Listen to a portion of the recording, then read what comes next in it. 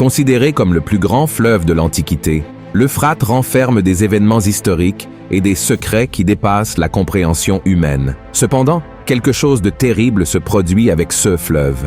Chaque année qui passe, il devient de plus en plus sec et de nombreux peuples du Moyen-Orient souffrent déjà du manque d'eau de ce fleuve, qui a toujours été très grand et imposant.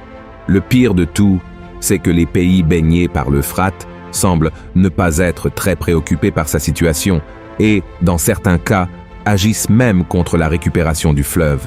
Mais que diriez-vous si je vous disais que cette situation de sécheresse de l'Euphrate n'est pas seulement une grave crise environnementale, mais fait également partie de l'accomplissement de certaines prophéties de la fin des temps? Dans cette vidéo, je vais vous montrer que le livre de l'Apocalypse révèle des informations étonnantes sur l'avenir de l'Euphrate, qui sont directement liées à l'Armageddon, c'est-à-dire à la bataille finale entre Jésus-Christ et Satan et ses démons. La sécheresse de ce fleuve est-elle un signe que nous sommes très proches de l'arrivée de l'Antéchrist? Que se passera-t-il pour l'humanité si l'Euphrate cesse d'exister? Je vais vous apporter ces réponses et d'autres à partir de maintenant. Mais avant de commencer, je vous demande de cliquer sur « J'aime », de vous abonner à ma chaîne et d'activer la cloche de notification, car je veux vous aider dans votre marche avec Dieu tous les jours. D'accord? Alors allons-y. Selon le livre de la Genèse, au chapitre 2, l'Euphrate est l'un des fleuves qui arrosait le jardin d'Éden.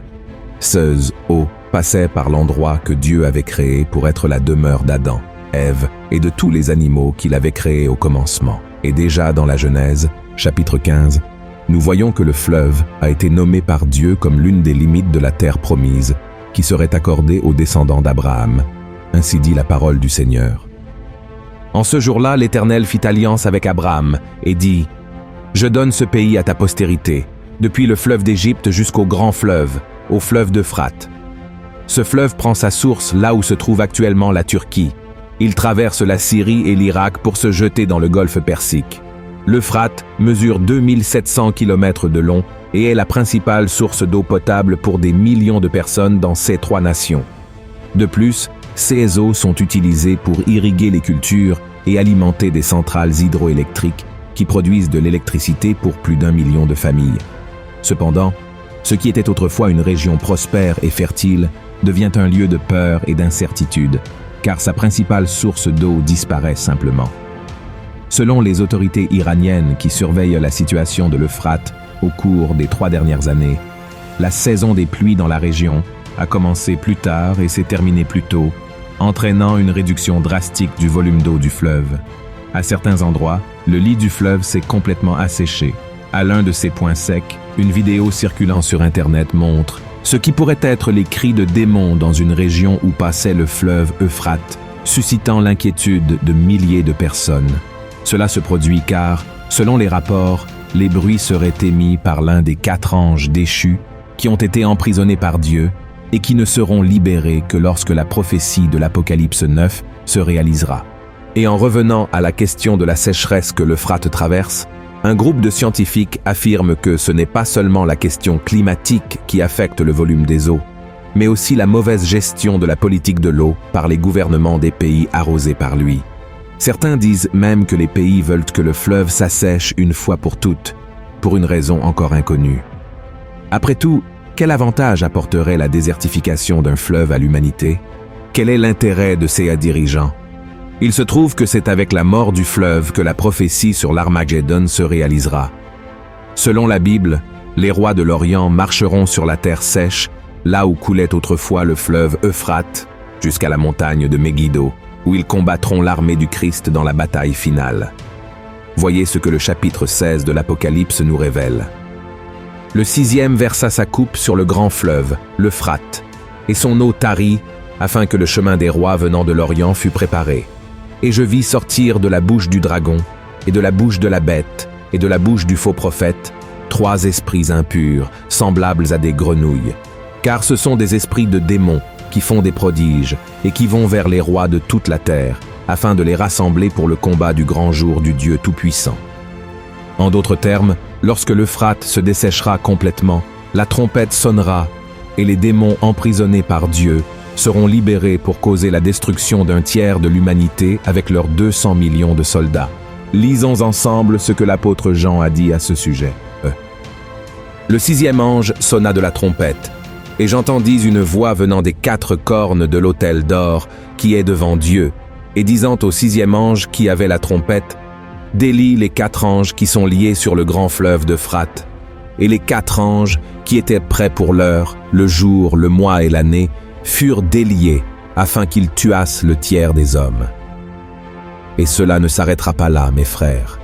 Ce seront ces 4 esprits maléfiques qui mobiliseront les dirigeants de l'Occident pour marcher le long de l'Euphrate et combattre l'armée de Jésus.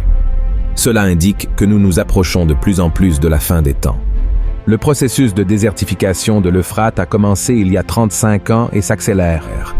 Et apparemment, l'esprit de l'Antéchrist opère déjà à travers la vie de ses dirigeants, les incitant à accélérer le dessèchement total du fleuve.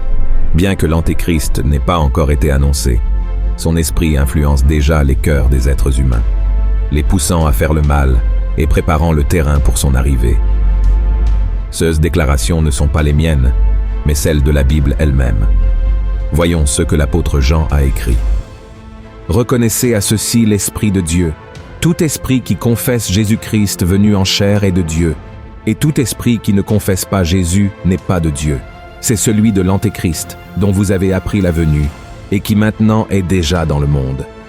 C'est pourquoi je tiens à donner un conseil à nous tous.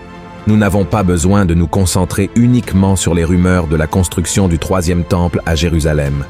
Nous n'avons pas non plus besoin d'attendre l'annonce du grand accord de paix entre les principales nations et religions qui précédera le rapt de l'Église de Christ.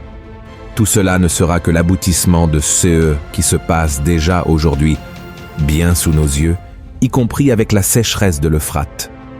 Nous n'avons pas besoin de craindre l'Antéchrist, et encore moins la bataille de l'Armagédon, car la parole de Dieu nous assure que Jésus remportera la guerre contre l'ennemi et le jettera dans le lac de feu qui brûle avec du soufre, où il sera tourmenté pour l'éternité. Je comprends que tout cela puisse être effrayant, mais si nous remettons nos vies à Jésus-Christ et vivons selon sa parole, le Seigneur nous protégera au jour du jugement et nous emmènera vivre l'éternité à ses côtés dans la Nouvelle Jérusalem. Là, nous serons dans un royaume où il n'y aura ni peur, ni douleur, ni mort, ni larmes. Et vous n'avez pas non plus besoin de vous inquiéter de quand tout cela va arriver, mais plutôt d'être attentif à quel côté vous serez quand cela se produira. C'est pourquoi je vous invite à me suivre quotidiennement, car j'apporte des connaissances bibliques, des sujets pertinents, et je fais des prières quotidiennes pour vous fortifier. Amen. Si vous avez aimé ce message, partagez-le avec vos amis, votre famille, et abonnez-vous à ma chaîne. Que Dieu vous bénisse puissamment.